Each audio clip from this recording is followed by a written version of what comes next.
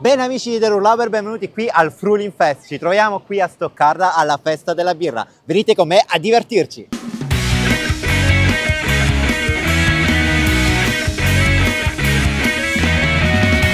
Bene giramondo, bentornati qui a Stoccarda. Ve la ricordate, giusto? Beh dai, per i più smemorati metterò qui sopra il video. Mi sento sempre molto buono con voi. Sono davvero gasato perché non sapete da quanto tempo speravo di mostrarvi questa bellissima festa.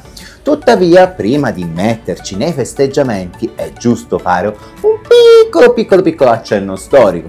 Lo so che speravate che questa volta non ve ne fossero e invece beccatevi questa botta di cultura.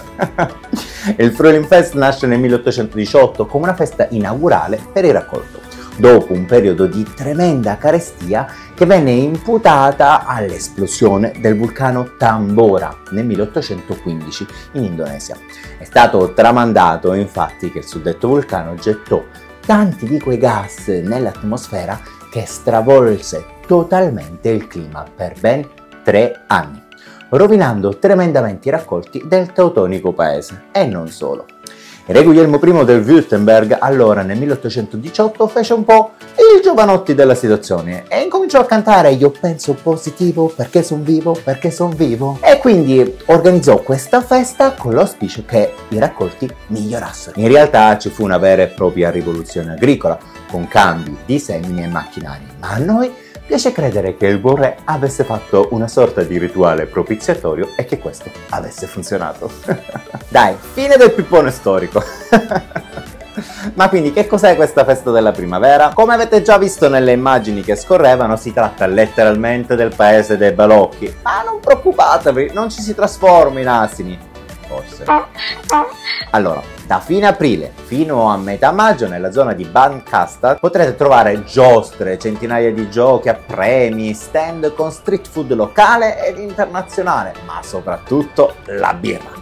Perché credetemi, la cosa principale è comunque la birra. Difatti, seppur impropriamente, viene considerata anche questa una festa della birra, una sorta di mini Oktoberfest. Per poter accedere non è necessario pagare alcun biglietto d'ingresso. Tuttavia, raggiungerlo in auto è un po' complicato e per questo si prediligono pullman o metropolitane.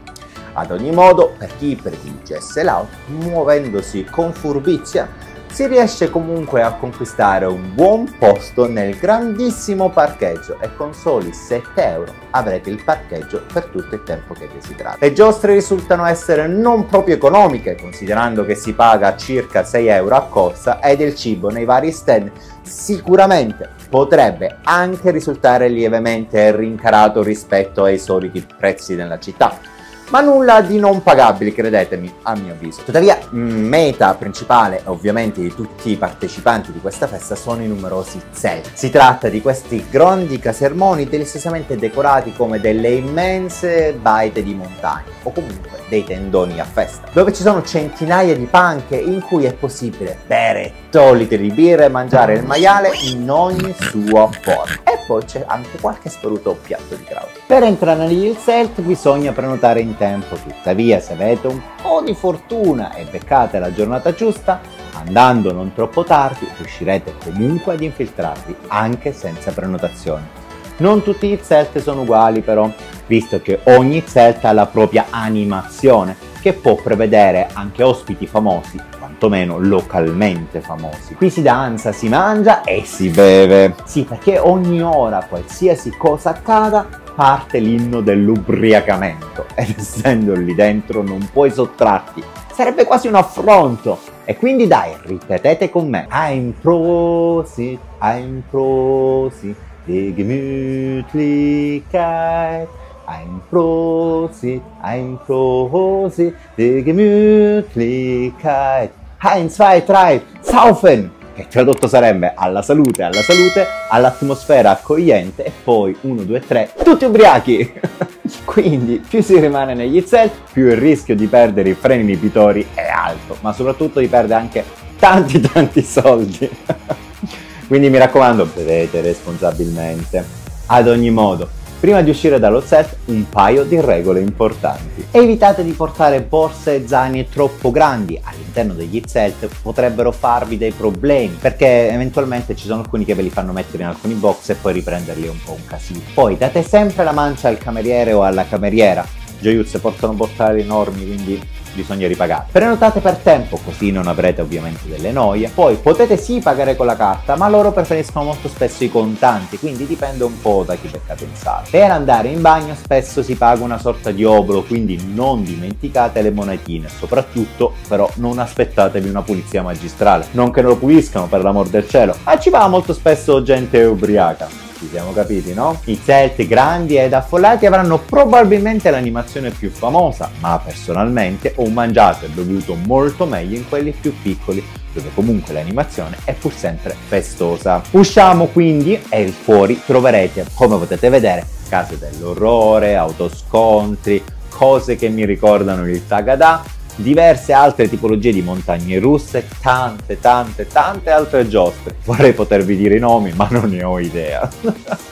Insomma, se volete farvi venire il volto a stomaco dopo aver bevuto, tranquilli che troverete pane per i vostri denti. Importante sapere che oltre ai vari zelt ci sono sparsi anche diversi beer garden, dove sarà comunque possibile bere ettolitri ed ettolitri di birra senza problemi. Quindi non abbiate timori, una volta entrati il tasso alcolemico in un modo o nell'altro sale.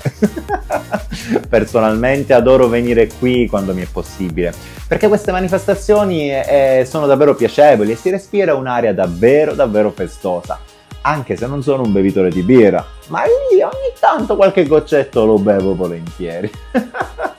E chi lo sa, magari una volta di queste potremo incontrarci lì, miei cari giramondi. Bene, miei cari viaggiatori e mie care viaggiatrici, spero di avervi messo quantomeno un po' di curiosità.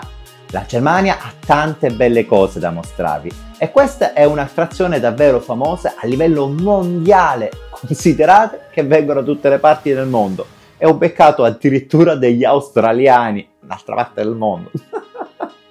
Se questo video vi è piaciuto, mi raccomando, condividetelo sui vostri social e taggate tutte le persone con cui volete provare questa esperienza. Non mi rimane che salutarvi e dirvi come sempre che la vita, miei cari, è troppo breve per non viaggiare, quindi viaggiate sempre in compagnia di Der Urlauber.